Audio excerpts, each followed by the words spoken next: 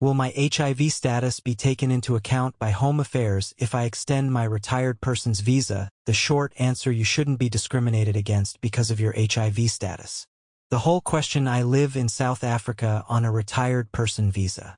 I need to know if Home Affairs will still be extending my visa as I'm now HIV infected.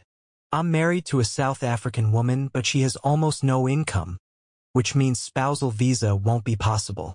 The long answer: thank you for your email asking whether Home Affairs would extend your retired person's visa now that you have become HIV positive. You say that although you are married to a South African woman, you don't think the spousal visa will be possible as she has hardly any income.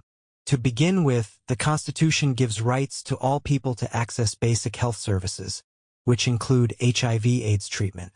National health policy is that antiretroviral treatment is freely available to everyone in South Africa, irrespective of documentation, status, or nationality.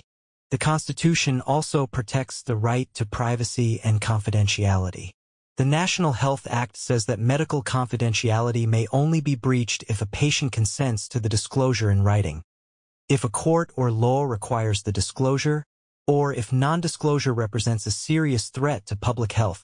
The Promotion of Access to Information Act says that access to information or records can be refused if it amounts to an unreasonable disclosure of third-party personal information.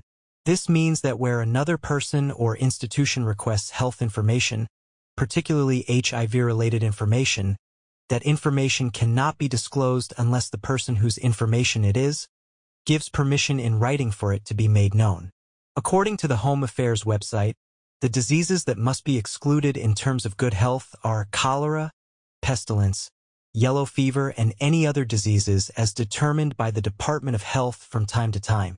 The required radiological report means you would also need to submit a recent chest X-ray to exclude TB.